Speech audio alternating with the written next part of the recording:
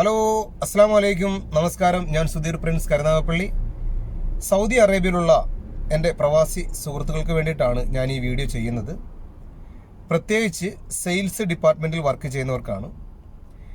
ഇനി മുതൽ നമ്മളെല്ലാവരും അറിഞ്ഞു കാണും, അതായത് ഡിസംബർ മാസം 4-ാം തീയതി മുതൽ എഴുത്ത് പത്തൂറ, അതായത് നമ്മൾ പത്തൂറ എഴുതി, അതായത് ബില്ലുകൾ എഴുതി കൊടുക്കാൻ ഇനി സാധ്യമല്ല.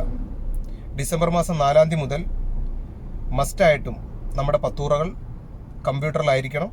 പ്രത്യേകിച്ച് അതിൽ വേണ്ടത് ദരീബ നമ്പർ, അതായത് ടാക്സ് നമ്പർ, അതുകൂടാതെ കടയുടെ വ്യക്തമായിട്ടുള്ള പേര്, ഫുൾ നെയിം, 3 ബാർകോഡ്. ഈ 3 സംഭവങ്ങളും നമ്മൾ ഇനി മുതലുള്ള പത്തൂറയിൽ, അതായത് ബില്ലിൽ ഉൾപ്പെടുത്തിയിരിക്കണം. ഇത് ഉൾപ്പെടുത്തിയിട്ടില്ല എങ്കിൽ വൻ തുക തന്നെ അവർക്ക് കറാമയായി കൊടുക്കേണ്ടി വരും. ബിനാമി ഇടപാടുകൾ നിർത്തുന്നതുമായിട്ട് ബന്ധപ്പെട്ട് ആണ് അവരിപ്പോൾ ശക്തമായിട്ട് ഈ നിയമം കൊണ്ടുവന്നിരിക്കുന്നത്. അതുകൊണ്ട് നമ്മുടെ ഒരുപാട് സുഹൃത്തുക്കൾ, അതായത് നമുക്കറിയാം, ഒരുപാട് വാഹനങ്ങളിൽ സാധനങ്ങൾ എടുത്തുകൊണ്ട് വന്ന് കച്ചവടം ചെയ്യുന്ന ഒരുപാട് പേരുണ്ട്. ചെറുകിട വണ്ടികൾ, അവർക്കൊക്കെ ദോഷം ചെയ്യുന്നതാണ്. അതുകൊണ്ട് എത്രയും വേഗം തന്നെ ഡിസംബർ മാസം 4-ാം തീയതി മുതൽ കൊടുക്കുന്ന പത്തൂറകൾ കമ്പ്യൂട്ടർ പത്തൂറയായിട്ട് ദരീബയായിട്ട് ബന്ധപ്പെടുത്തിയിരിക്കണം. നമ്മുടെ ഇവിടുത്തെ ടാക്സ് അതോറിറ്റിയുമായിട്ട് ബന്ധപ്പെടുത്തിയിരിക്കണം. കൃത്യമായ ടാക്സ്, കൃത്യമായിട്ടുള്ള കണക്ക് കാര്യങ്ങളൊക്കെ അവർക്ക് ഇനി മുതൽ അറിയാൻ സാധിക്കും. അപ്പോൾ അതുകൊണ്ട് നമ്മുടെ ചെറുകിട സ്ഥാപനങ്ങൾ അല്ലെങ്കിൽ ചെറിയ വണ്ടി സെയിൽസ് ഫീൽഡിൽ നിൽക്കുന്ന സുഹൃത്തുക്കൾ എത്രയും വേഗം തന്നെ പത്തൂറകൾ കമ്പ്യൂട്ടറിലാക്കുക. അതുപോലെ തന്നെ ഈ ബാർകോഡ്, ഞാൻ എൻ്റെ ഒരു ഇൻവോയ്സ് ഞാൻ കാണിച്ചു തരാം. ഇതിപ്പോൾ ഞാൻ വർക്ക് ചെയ്യുന്ന എൻ്റെ കമ്പനിയുടെയാണ്. ഇതിൻ്റെ താഴെ ഒരു ബാർകോഡ് സ്കാൻ കണ്ടോ? ഇനി വരുന്ന ഇൻവോയ്സുകളെല്ലാം ഇതേ രീതിയിൽ ഒരു ബാർകോഡ് ഉണ്ടായിരിക്കണം. ഇത് മസ്റ്റാണ്.